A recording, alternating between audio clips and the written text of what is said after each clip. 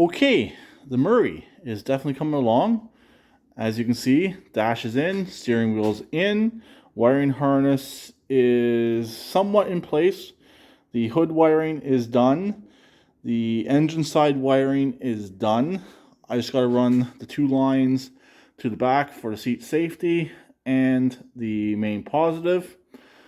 Obviously install the rear ground, but I'm to the point where I can test this wiring harness. This is pretty much a complete unknown wiring harness, and spoiler, I did a short. So this is the wiring harness out of the Poulon. So I've added a volt gauge, which I kind of would have wanted on my engine test stand, but the harness that was in this machine, I did cut it for that Kohler, which I'm kicking myself in the butt for doing. I wish I would not have cut that harness. So it's too late now, but I do have a plan for that harness, and I also do have another wiring harness like that as well. So if I do need that 6-pin, I do have another one, but I don't think I'm going to need it for what I plan on doing with that, which I'll share at a later date. So the steering is all done, as you can see. The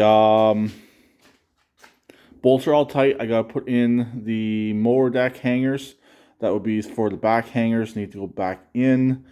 I gotta make sure this one does have the 5th hanger in it as well. I have not double checked that. I don't remember if I took it off or not.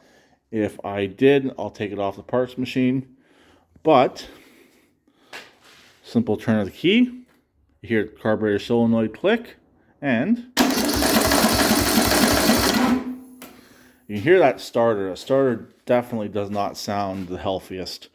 The other starter did sound better, so I might try and rebuild the other starter and put it back into place on here. I don't plan on putting the top cover on this as of yet.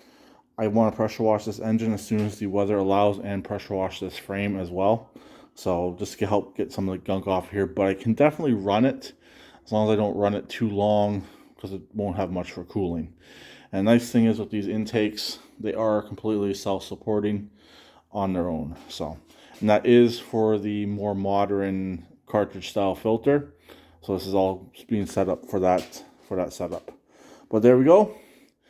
It's in. The wiring works. I'm gonna get the rest of the wiring ran to the back where it belongs. I get the seat cleaned off to do that.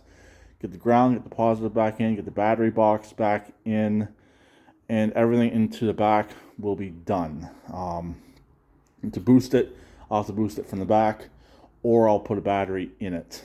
Also, like I said, I gotta get those rear arms done. That has to actually get done first, so I don't forget about them, since they are a little on the difficult side to get to, especially with everything in place. I might have to remove that battery tray. That's another thing Poulon does, is they put a battery tray in there, even though it's not a front battery machine.